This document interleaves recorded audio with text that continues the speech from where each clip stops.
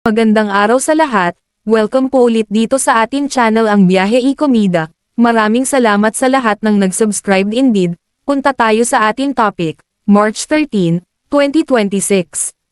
Itinanggi ni Lela Ford ang haka-haka na nagkaroon ng tensyon sa pagitan niya at ni Caprice Cayetano sa kanilang pananatili sa reality show na Pinoy Big Brother, Celebrity Collab Edition 2.0.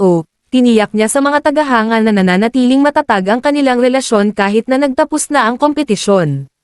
Lumitaw ang isyo kasunod ng paglabas ni Lela kasama ang kanyang ina, si Carla Estrada, sa talk show na Fast Talk with Boy Abunda. Sa programa, tinanong ng host na si Boy Abunda ang tungkol sa mga bulong-bulungan na nagsasabi na maaaring nagkaroon ng tensyon sina Lela at Caprice sa loob ng sikat na bahay ni Kuya.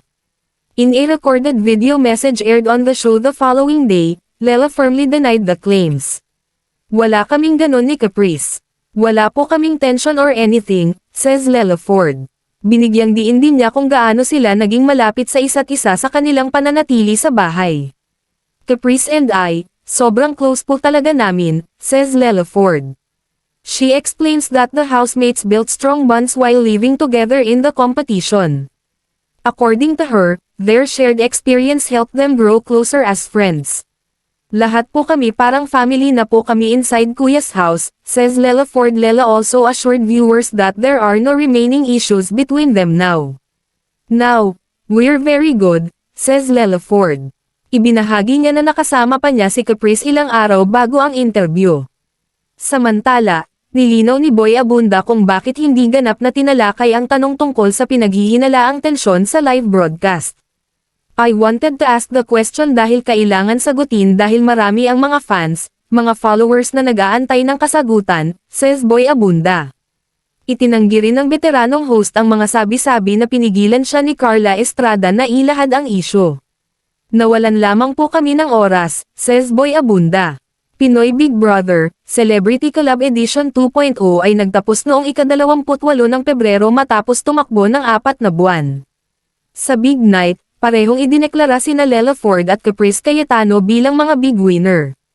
Pagkatapos ng kanilang panalo, sinabi ng dalawa na inaasahan nila ang mga bagong proyekto at oportunidad pagkatapos ng kanilang paglalakbay sa reality show. Ganon ni Caprice, wala po may tension or anything.